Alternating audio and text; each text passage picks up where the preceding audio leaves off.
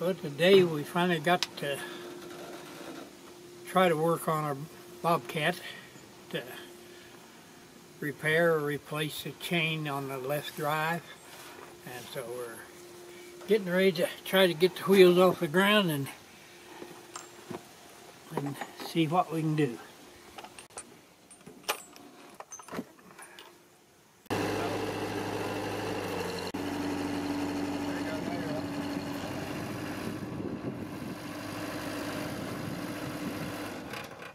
We've used the forks to lift up the skid steer here, lift up the rear wheel, and then I'm blocking it. And I've blocked it, so we'll let it down on the blocks. That way we don't have to jack the thing up. That'll save quite a bit of effort, I hope. Yeah, I think that'll be high enough. I think it will.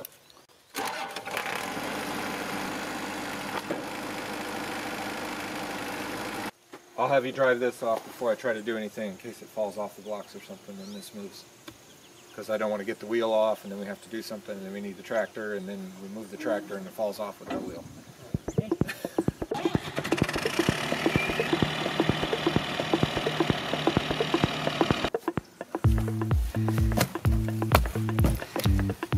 Shock the wheels a little bit to make sure things don't move on me.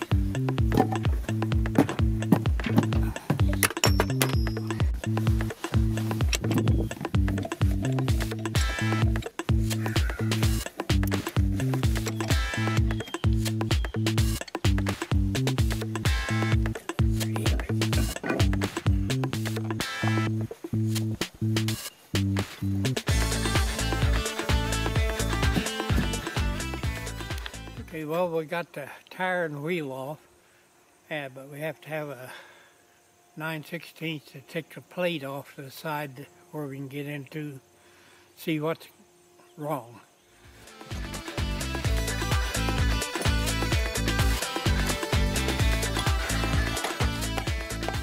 Pull the nuts and washers off, so now I'm going to try to pop this thing loose and hopefully not lose the gasket. Can lose pretty easily.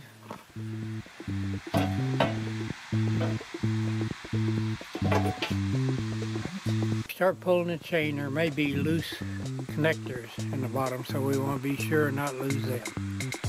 This chain is not apart. Bad. That back wheel's totally off.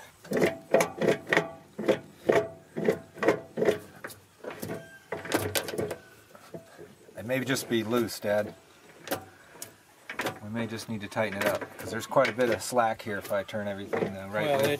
Well, it's more than that, I think. If it's not apart, I think that back gear's probably gone. Nope, gear's there. Everything looks great. There's a little slop in that. And this gear is broken loose. That's my best thought so far.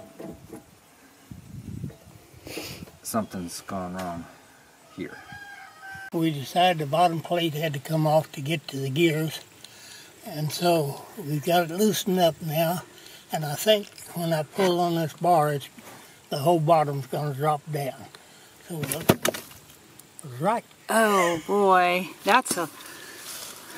no wonder it doesn't work. Look at all that stuff, insulation and dirt and leaves and sawdust, and don't knock your boards out. You've even, I guess, is that where your feet were in there? Because you've got parts to the water system in there. Well, I'd say stuff that goes down the inside. That's why I'm trying to scoot it out kind of carefully. That's where it ends up. You're missing chainsaw tool right there. No telling what else I'm missing there. Oh, he thought that was going to be 200 or 300 pounds. Yeah. It's not that big, but it's heavy. What have you figured out? I've got another cover that I'm taking off here. Almost got it. And then I'll have to see what's under here. This should allow me to take something loose to get the gear and all the idler bearings and everything under that off.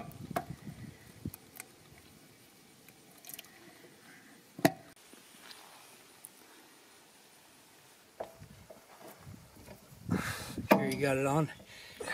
All right. Oh, there it is. There we go. Show the end of it. We gotta be careful there. Sheared off. It just broke off. That was a solid thing right there, and it just broke? Or was there a little... No, it was solid. So it's been, like, twisted off? Yeah, it's been... What do the bearings look like? They look a lot better than I thought they would. It's okay if we can get them loose. I don't know. They have to come off of there? Yeah, they have to. 'Cause Full race has to come up. you have to buy a whole new piece of this. Yep. Where do you... Which may be very hard to find. I wonder if they come fixed to this, because I was prying. Part of why it didn't come off sooner is I was prying on the outside of this thing, I can't imagine it. so they're super tight on here.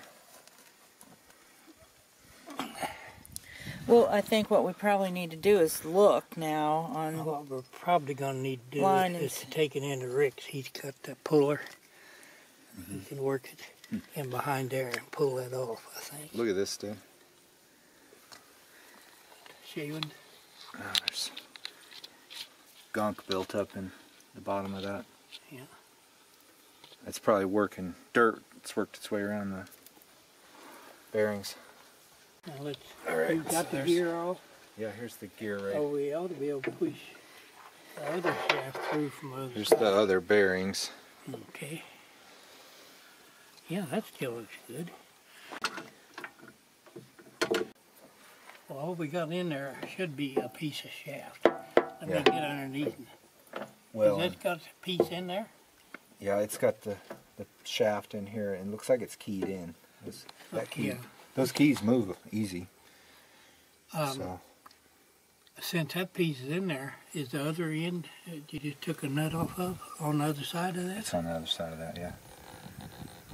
And you know what? All that time we spent getting that pin out, we could have just pulled this whole thing out and taken the pin out and set it down flat. No, you couldn't, because you couldn't get Yep. that nut through there. We didn't.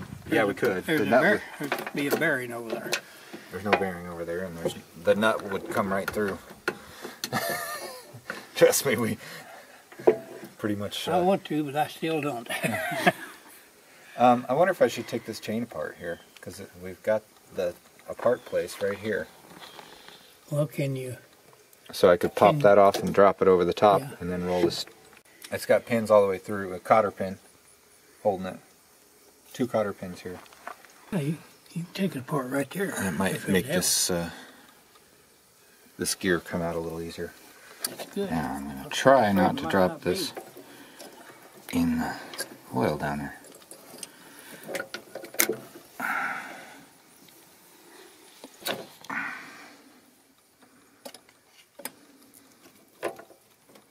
To get a screwdriver and pry on that.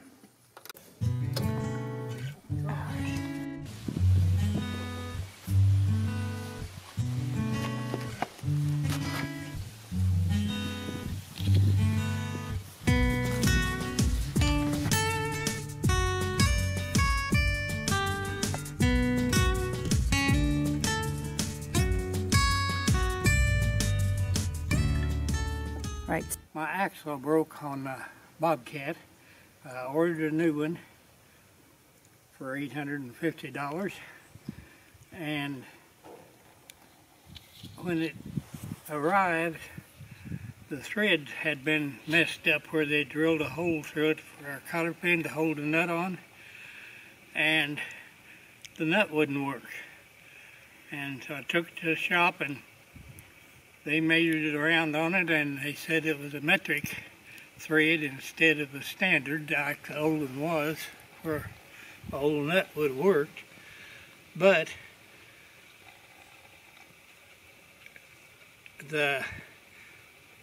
in the meanwhile, I'd ordered a metric nut for this new axle. But when it got here, it was the same standard as the one on my old axle. And then we got to looking at Jan got to looking at the threads on here, and they were boogered up where they drilled a hole through to keep cotter pin in, and so I filed that off, and the new nut would start, but it'd just go down about halfway, and then it got so tight you couldn't hardly turn it. And so now, well, I got to checking on the new nut they sent, and one of these castles is sprung in, maybe some more, and that's why it was getting tight. So I'm going to try now and see if my old nut will go ahead and screw down on there like it should. And it feels about the same.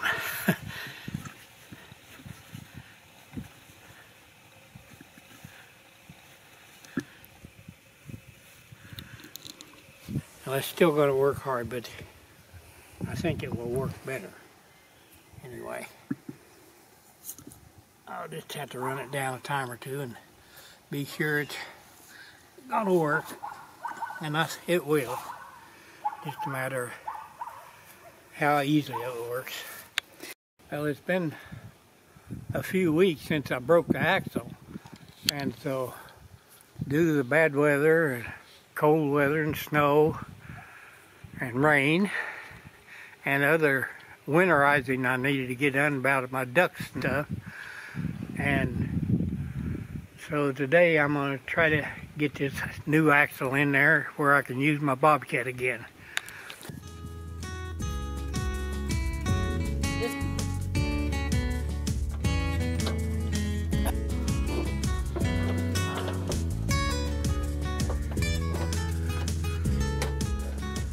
Got him apart and got him over this one, but I got to get him put back together.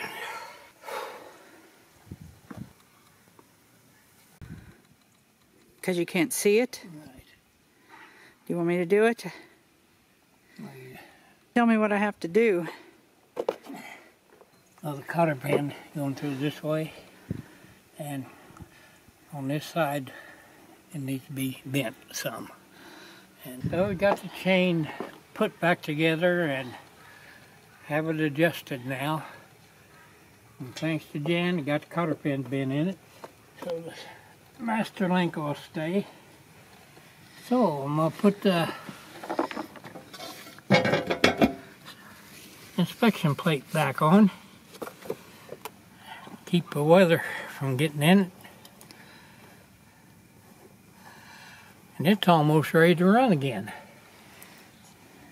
I hope.